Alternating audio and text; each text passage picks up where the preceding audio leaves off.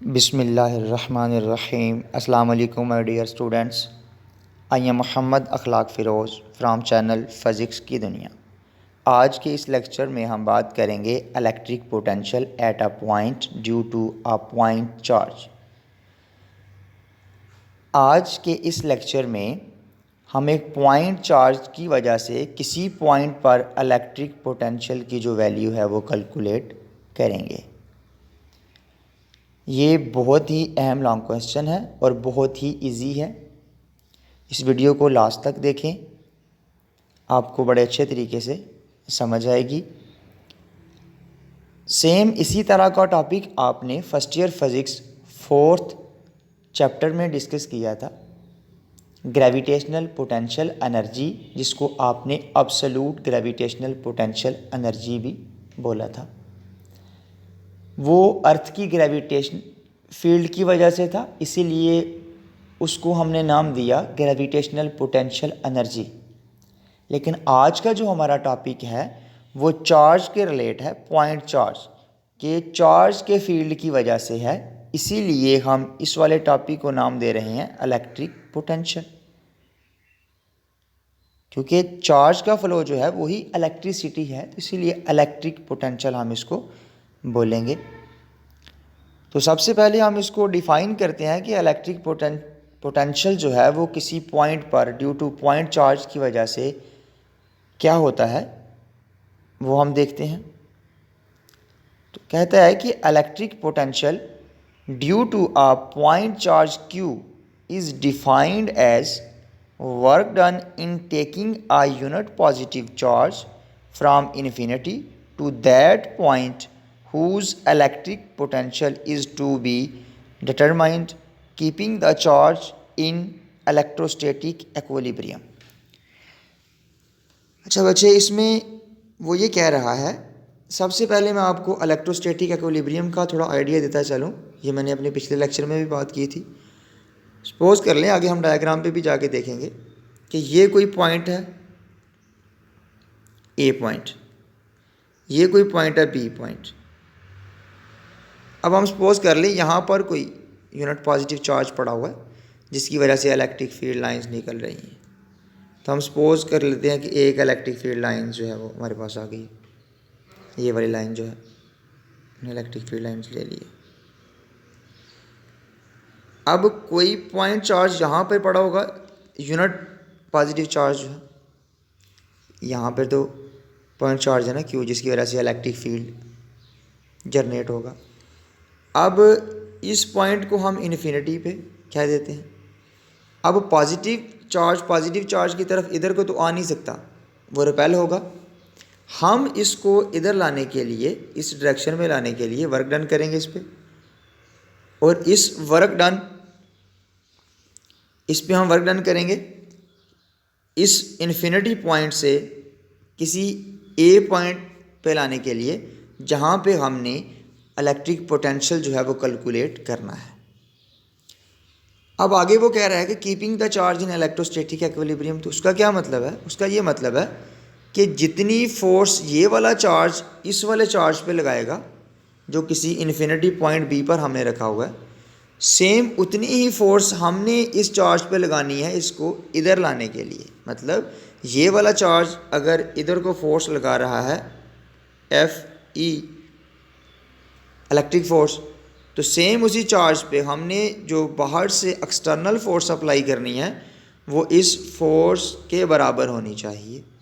Then जो charge है वो इलेक्ट्रोस्टैटिक इक्विलिब्रियम में रहेगा। तो कहता है कि इसको हम इस तरह से डिफ़ाइन करेंगे कि एक वर्क डन जो हम यूनिट पॉजिटिव चार्ज को किसी इन्फिनिटी पॉइंट से उस पॉइंट पे लाने के लिए करते हैं जिस पॉइंट पर हमने पोटेंशियल, जिसको आप इलेक्ट्रिक पोटेंशियल भी बोलेंगे, वो कैलकुलेट करना है, वो मालूम करना है। Keeping the charge in electrostatic equilibrium, कि चार्ज जो है वो इलेक्ट्रोस्टैटिक इक्विलिब्रियम में होना चाहिए, कि मतलब उसकी जो वेलोसिटी है वो यूनिफॉर्म हो। तो इसको हम बोलेंगे electric potential at a point due to a point charge. ये होगी इसकी डेफिनेशन। अब इसकी एक्सप्लेनेशन पे चलते हैं। कहता है कि इलेक्ट्रिक पोटेंशियल का किसी भी पॉइंट पर एक्सप्रेशन ड्राइव करने के लिए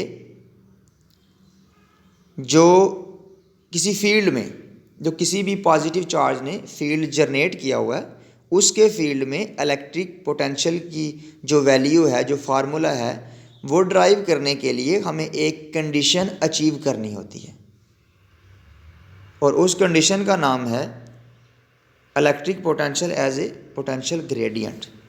कि electric field and potential gradient formula जो था वो हमने पिछले वाले लेक्चर में डिस्कस किया था। ये कंडीशन हमें अचीव करनी होती है और अब हमें इसकी क्यों ज़रूरत पड़ी इस वाली कंडीशन की, उसके लिए हमें डायग्राम पे जाके मैं आपको समझाता हूँ कि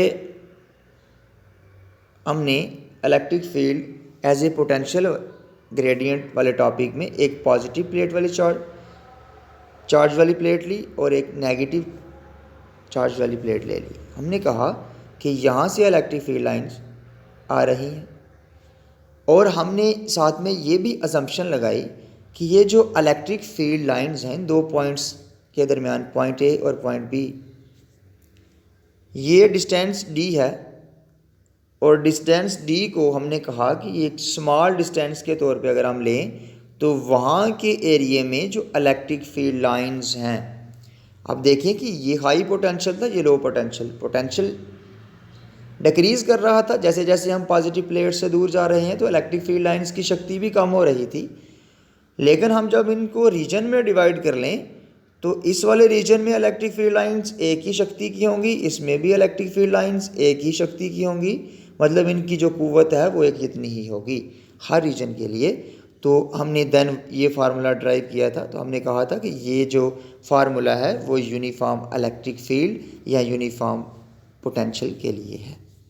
कि यहाँ वाले इस वाले फार्मूले में हमें बता रहा है कि जो आपकी इलेक्ट्रिक फील्ड इंटेंसिटी E है वो रिमेन कांस्टेंट रहेगी।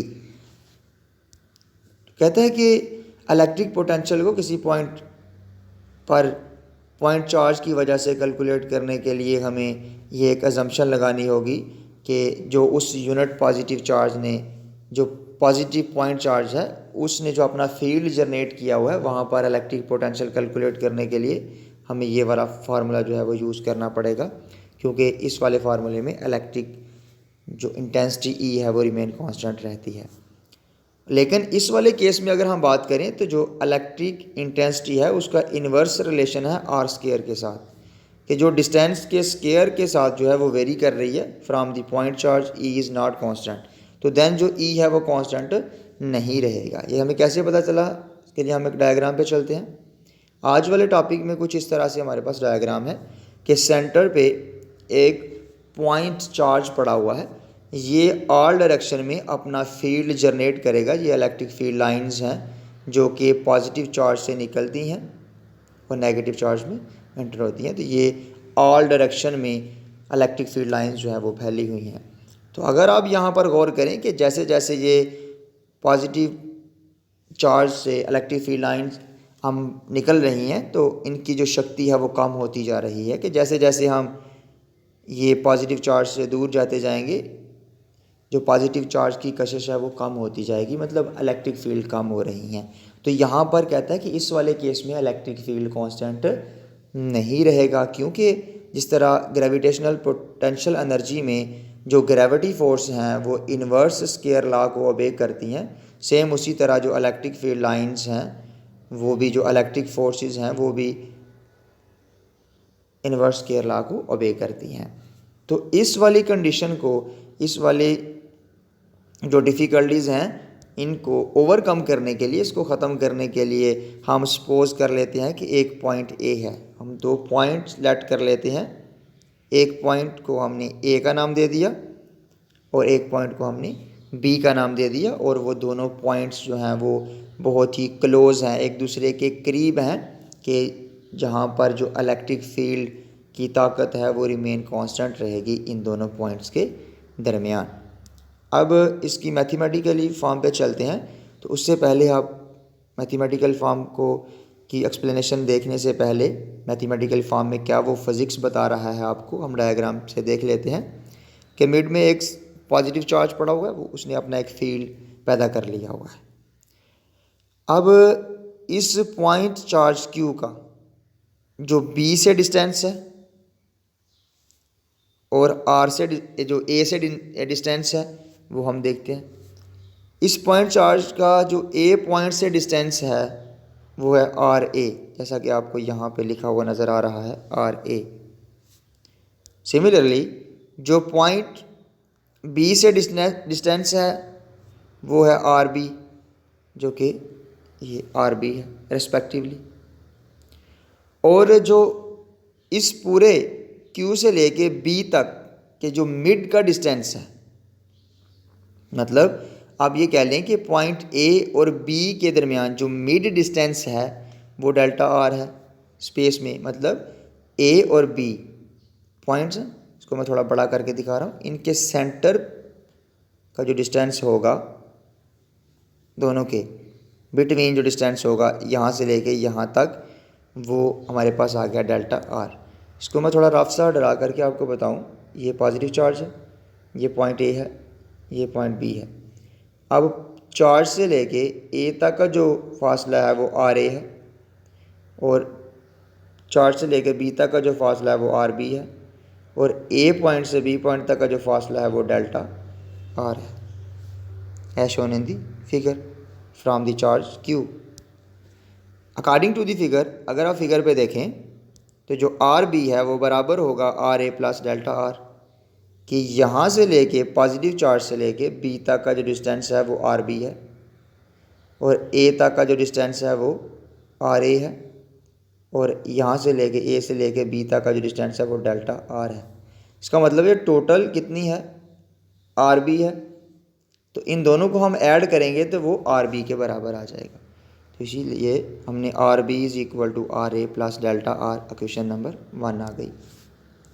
अब इक्वेशन नंबर 1 से हम डेल्टा R की वैल्यू जो है वो कैलकुलेट कर सकते हैं। तो यहाँ पर अगर आप देखें तो जो RA है वो इधर प्लस हो रहा है, इधर जाके माइनस हो जाएगा, तो देन सेकंड इक्वेशन आ जाएगी delta R is equal to RB minus RA। Equation number 2 आ गई। As R represents mid point of interval between A and B, यहाँ पर डेल्टा R जो आप लिखेंगे कि डेल्टा R जो है वो रिप्रेजेंट कर रहा है कि A और B के दरमियान ये मिड पॉइंट है। सो जो R is equal to delta R plus RB divided by 2। अब इसको सिंपल आप RB लिख सकते हैं कि R जो हमारे पास होगा वो बराबर होगा RA plus RB divided by 2। अब ये जो था वो डिस्टेंस था A से B तक का, A से B तक का जो डिस्टेंस था वो डेल्टा R है। अब हमने एक R पॉइंट लेना है जिसकी वैल्यू हमने यहाँ पे लिखी, ये जो R है आप R ही रहने दीजिएगा। As R represent the mid point of interval between A and B। ये कहाँ से आया, बेसिकली ये पॉजिटिव चार्ज Q है जिसकी वजह से इलेक्ट्रिक फील्ड निकल रही है, और ये पॉइंट A है और ये पॉइंट B है। अब इस पॉइंट से लेके इन दोनों के दरमियान का जो डिस्टेंस है वो ले रहा है वो R। तो वो कैसे निकलेगा, जब हम इस वाले के डिस्टेंस को RA को और RB दोनों को प्लस करें और 2 से डिवाइड कर देंगे तो ये डिस्टेंस आ जाएगा। ये वैल्यू आपने फर्स्ट ईयर में भी कैलकुलेट की थी। तो R is equal to RA plus RB divided by 2 question number 3 आ जाएगी। Putting the value of RB in equation 3 from equation 1, हम इक्वेशन नंबर 1 से RB की वैल्यू लेंगे और इक्वेशन नंबर 3 में पुट करेंगे। तो R is equal to RA as it is आ गया, और RB की जगह पे RA प्लस डेल्टा R आ जाएगा और डिवाइडेड बाई 2। अब ये फार्मूला कैसे बना था, लास्ट में मैं इसका आपको कंसेप्ट दूंगा अच्छे से एक्सप्लेन करके, तब तक के लिए आप ये वैल्यू याद रख लें। अब RA प्लस डेल्टा R, और ये RA प्लस RA हो जाएगा divided by 2 plus delta R। अगर हम इन दोनों के जो ओवर में है इसको अलग अलग कर लें तो यहाँ से 2 कैंसिल हो जाएंगे, और जो हमारे पास फार्मूला बनेगा वो आ जाएगा R is equal to delta A plus delta R divided by 2। Squaring on both sides we get, दोनों तरफ हम स्केयर लेंगे तो देन जो हमें हासिल होगा R का स्केयर, और यहाँ पर पूरे का कंप्लीट स्क्वायर आ जाएगा। तो ये वाली टर्म बन जाएगी। आर स्क्वायर यहाँ से अगर हम फार्मूला ओपन करें तो ये फार्मूला लगा हुआ है ए प्लस बी वाला, ये हम फार्मूला अप्लाई करेंगे A square plus B square plus 2ab। तो यहाँ पर हम ये फार्मूला अप्लाई करेंगे, आर ए का स्क्वायर प्लस डेल्टा आर का स्क्वायर डिवाइडेड बाई 4, ये 2 जो है 4 हो जाएगा, प्लस 2 फार्मूले का फर्स्ट रकम as it is R A और दूसरी जो रकम है टर्म जो है वो डेल्टा आर डिवाइडेड बाई 2 आ जाएगी। अब इसको हम थोड़ा सिंप्लीफाई करें, R square is equal to R A square plus delta R square divided by 4 और 2 2 से कैंसिल हो जाएगा। तो रिज़ल्ट जो बचेगा आर ए डेल्टा आर। कहता है कि as delta R square divided by 4 is negligible because delta R square divided by 4 less than R square. कहता है कि अगर हम इस वाली टर्म को इस वाली टर्म के साथ कंपेयर करें तो ये वाली टर्म बहुत छोटी है, क्योंकि डेल्टा आर जो है वो बहुत ही छोटी वैल्यू है, बहुत ही छोटा डिस्टेंस है। क्योंकि हमने एक कंडीशन लगाई थी ए और बी जो है वो दोनों बहुत ही क्लोज्ड हैं, एक दूसरे के बहुत क्लोज्ड हैं। हमने डायग्राम में थोड़ा उसको बड़ा करके दिखाया ताकि आपको अच्छे से समझ आ सके, लेकिन जो पॉइंट बी और ए हैं वो बहुत ही क्लोज़ हैं। तो पॉइंट ए और बी के क्लोज़ होने की वजह से उनके दरमियान जो डिस्टेंस है वो बहुत छोटा है। तो जब यहाँ पर हम छोटे डिस्टेंस का स्क्वायर लें तो वो मज़ीद छोटी वैल्यू देता है, और छोटी वैल्यू को हम 4 से डिवाइड करें तो बिल्कुल वो लगभग 0 के बराबर हो जाती है। तो इसीलिए कहता है कि हम इसकी आर स्क्वायर के लिहाज से इस वाली टर्म को हम नेगलेक्ट कर देते हैं। तो जब ये वाली टर्म जो है वो नेगलेक्ट हो जाएगी तो इसकी जगह हम 0 पुट कर देंगे, तो बाकी ये वाली टर्म और ये वाली टर्म बच जाएगी। तो देन हमारा जो नेक्स्ट रिज़ल्ट आएगा वो R square is equal to R A square plus R A delta R. तो यहाँ पर जो डेल्टा आर है वो R B minus R A के बराबर है। क्वेश्चन नंबर 2 में हमने देखा, इस वाली जगह पे हम ये पुट करेंगे तो आगे सिंप्लीफाई करेंगे, R square is equal to R A square, इसको अंदर हमने मल्टीप्लाई कर दिया हुआ है। तो R A R B plus R A का स्क्वायर आ जाएगा। तो यहाँ पर अगर आप देखें तो ये भी आर ए स्क्वायर है और यहाँ पर माइनस है, यहाँ पर आप माइनस लिखेंगे क्योंकि ये वाला जो माइनस है तो माइनस माइनस वाले जो टर्म है वो कैंसिल आउट हो जाएंगी, बाकी जो बचेगा माइनस और प्लस वाली कैंसिल आउट होंगी। R square is equal to R A R B equation number 4 आ जाएगी। अब हमें पता है कि ये फार्मूला हमने पढ़ा हुआ है, as we know that field due to a point charge is given by. Chapter के स्टार्ट में हमने एक टॉपिक पढ़ा था कूलम लॉ हमने पढ़ा 1/4 pi epsilon not Q1 Q2 over R square. फिर हमने ये भी कहा कि जो इलेक्ट्रिक फील्ड है किसी पॉइंट चार्ज की वजह से वो बराबर होती है F ओवर Q0 की। जब Q0 ओवर में है तो इधर भी Q0 आ जाएगा। तो वो जो Q0 है इसको हम यहाँ पे लिख लेंगे Q, हम फिर जनरल वैल्यू एक Q से Q कैंसिल हो जाएगा। तो अब यहाँ पर सिर्फ ये याद रख लें कि जो इलेक्ट्रिक फील्ड है वो बराबर होता है 1/4 pi epsilon not Q over R square. ये हमने अपने पिछले लेक्चर में एक लेक्चर हमने पढ़ा था electric field due to a point charge, उसमें हमने ये कैलकुलेट वैल्यू की थी। क्वेश्चन नंबर 5 आ जाएगी। अब आर स्क्वायर की ये जो वैल्यू आई हुई है क्वेश्चन नंबर 4 में, इसको क्वेश्चन नंबर 5 में पुट करेंगे तो देन क्वेश्चन नंबर 6 बन जाएगी। E is equal to 1/4 pi epsilon naught dot Q over R square की जगह पे आर ए आर बी आ जाएगा। तो देन क्वेश्चन नंबर 6 आ जाएगी।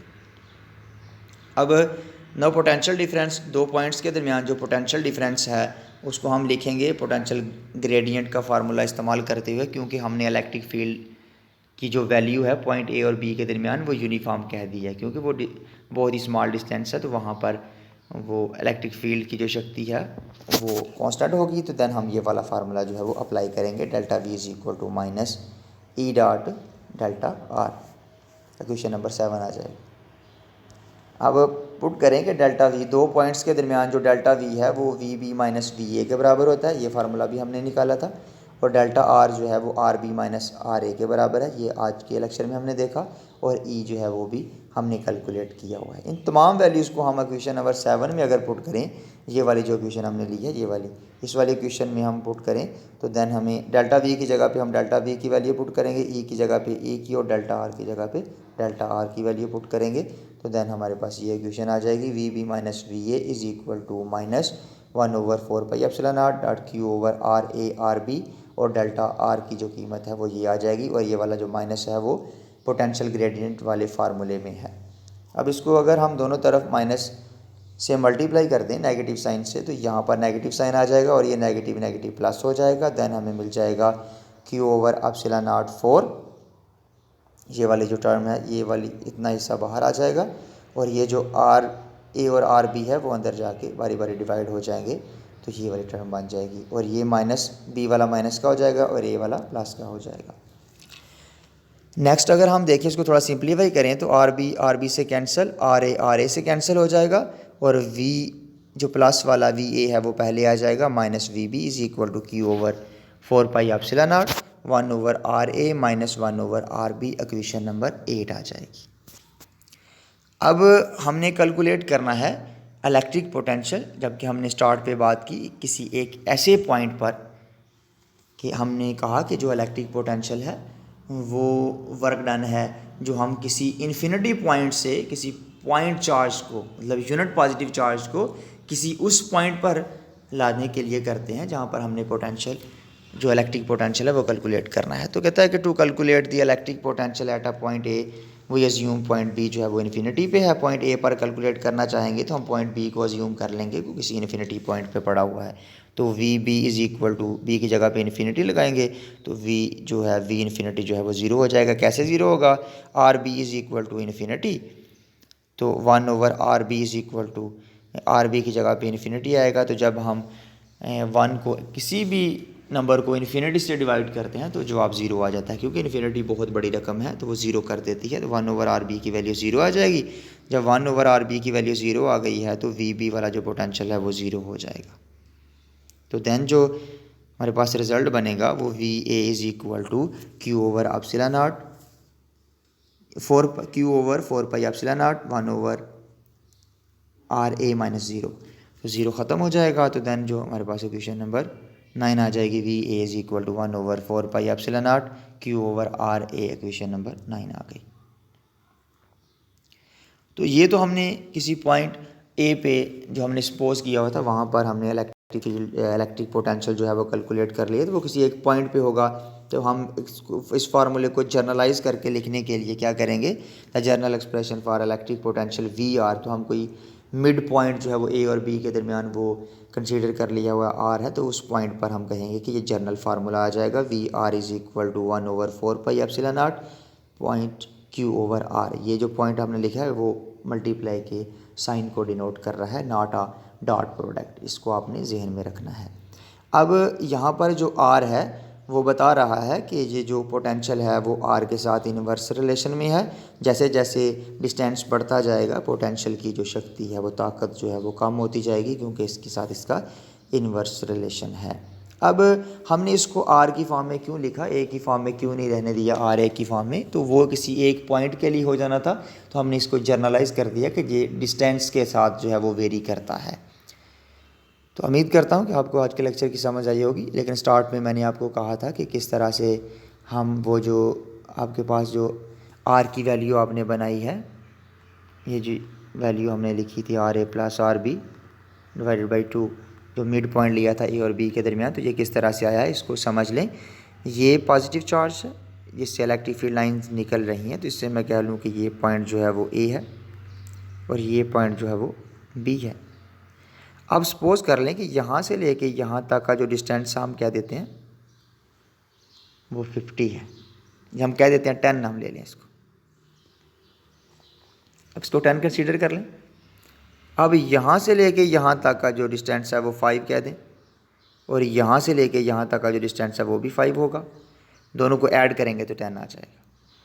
अब हमने इन दोनों का हाफ लेना है A और B का, तो क्या करेंगे, इन दोनों को हम इसका हाफ करें, ये तो टोटल आ गया, इसका हाफ करें क्या बनेगा 2.5। इसका मतलब है यहाँ से लेके यहाँ तक का जो डिस्टेंस है वो 5 + 2.5 आएगा, तो वो हो जाएगा 7.5 हो गया। तो टोटल कितना है 10। तो ये तो हमने यहाँ से कैलकुलेट करके तो 7.5 कह दिया, लेकिन हमने तो यहाँ से लेना है क्योंकि हमने RA प्लस RB दोनों को ऐड किया फिर 2 से डिवाइड किया।